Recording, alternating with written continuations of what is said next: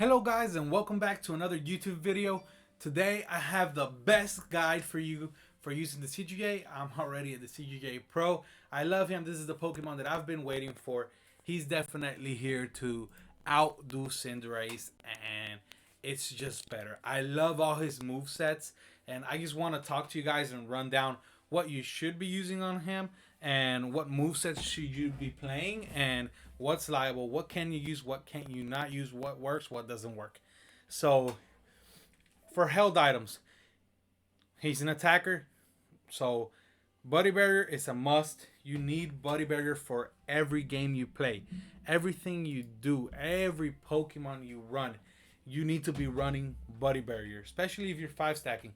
Some people say, oh, if you're not in a five stack, Buddy Barrier is useless. You're better off running Score Shield or just three attack held items. No, you're not. Because if you're not in a five stack, you don't need three attacks held item because what other attack held item are you going to put? So then you're forced to have to come here and swap this, and you're going to have to either go for Razor Claw, which will just give you more crit and plus 15 attack, or you're going to have to go for attack weights, which is where you're always scoring. But you don't need that because you are a bigger glass cannon than Cinderace. What you do need is a little bit more health and a little bit more protection. So even if you're not five stacking, just the liability and just like letting you know that you have your Buddy Barrier there, that's gonna give you a 40% shield and it's gonna let you stay in there for a bit more.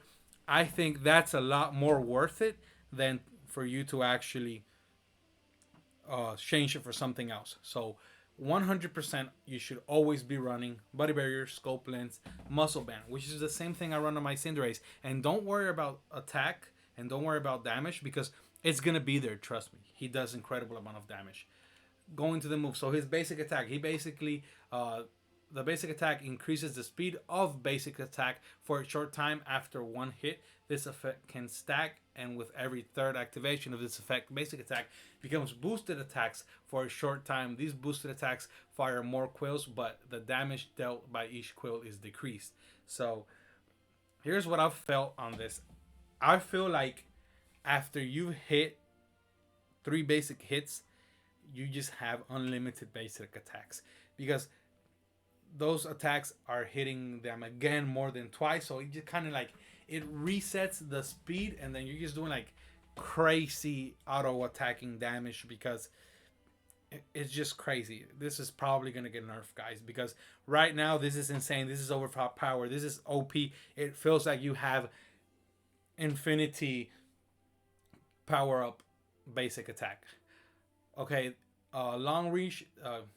He has really long distance, deals increased damage to distant opposing Pokemon. The further they are away, the more damage you're gonna do to them. That's basic. Let's get on to Leafish, which is the first move you should be picking when you first come out of that level 1. And that move is gonna get upgraded as soon as you get to level 7. So like I said, you run him kind of like Cinderace.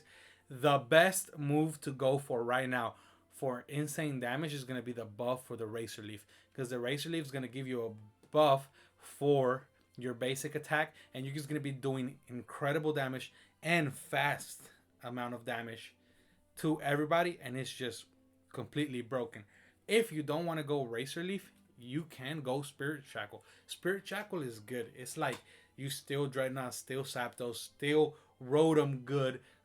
You're playing more defensively, a little bit more back, but you're putting so much damage on the opponent. I feel it's like a Pyro Ball that just has a twice as much distance. It's fun. The animation looks beautiful. I actually like it.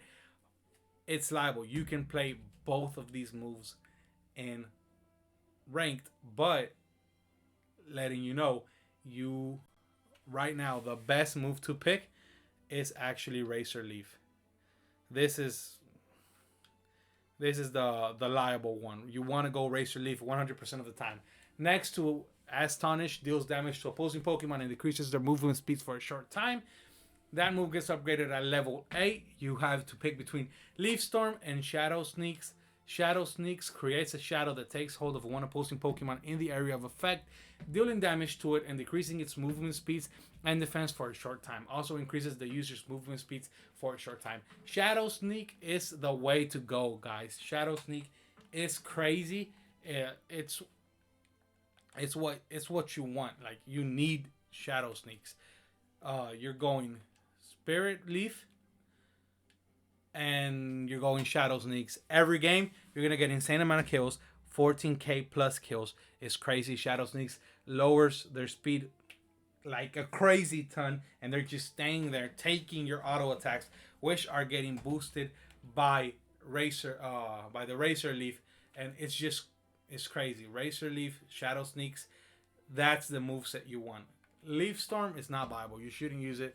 There's no reason to use it. You could maybe pull off like a Spirit Shackle Leaf Storm, but really, like, just and the reason why I say that is because with Spirit Shackle, since you have to fire from like really really far away, and it's just a little bit harder, and it takes you a couple more seconds to actually aim it.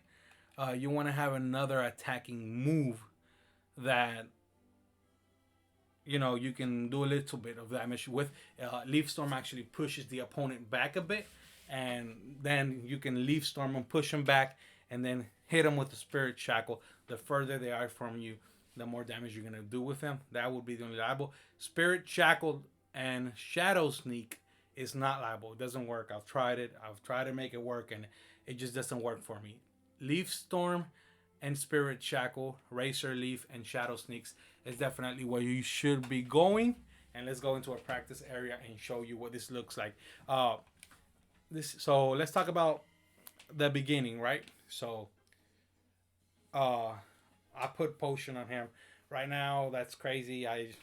It was just there. It's not important though.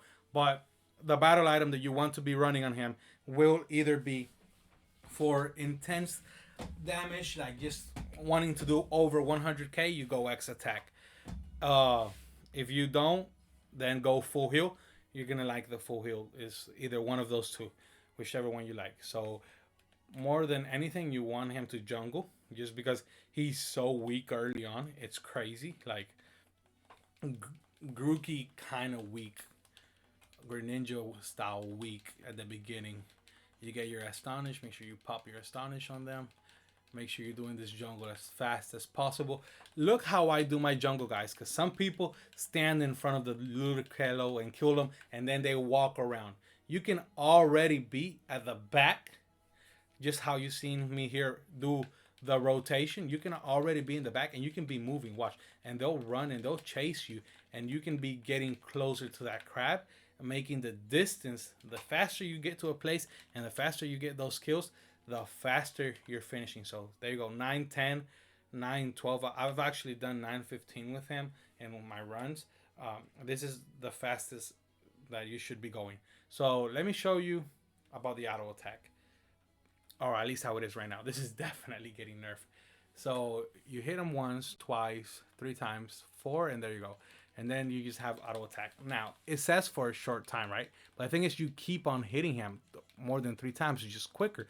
So it just kind of resets. So you kind of have like boosted attacks for ever, infinity. And then like if you just pop your Astonishing and your Leafish, it's just crazy. More amount of damage. And then you just never stop. So that's what that looks like. Let's use right here the practice options. And let's get level 7. For level 7, you're, like I said, you're going Razor Leaf, and then that's the best move set right now for him. And then as soon as you get level 8, you're going Shadow Sneak, and then let me just go ahead and get level 9, just like Cinderace. He's the same as Cinderace. You get your Unite move. So you want to start auto attacking till you're here, and you're just taking a lot of damage. Then you want to go ahead and pop your Razor Leaf, and now you're doing even more amount of damage. And then you just want to pop your Shadow Sneaks while you're doing that, like when it gets about half the cooldown of the Razor Leaf, and then you just want to pop Razor Leaf again, and then like every 5 seconds. So see, now when Razor Leaf gets to 5 seconds, you pop Shadow Sneaks, and then you just do that back and forth, and you just time it. So See, now Shadow Sneaks is at 5 seconds, 2, 1. Pop Razor, Shadow Sneaks, and then, and you do Razor Leaf back and forth. You can just do it like that. You'll do insane amount of damage that way. So wait for it. There you go. I'm doing auto thing. Then you go Shadow Sneaks, Razor Leaf.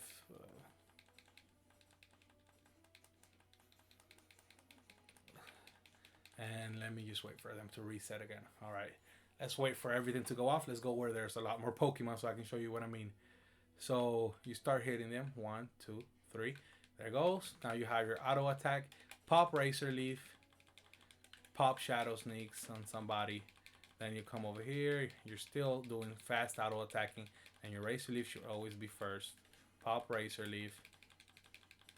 And then pop Shadow Sneaks as soon as it comes up.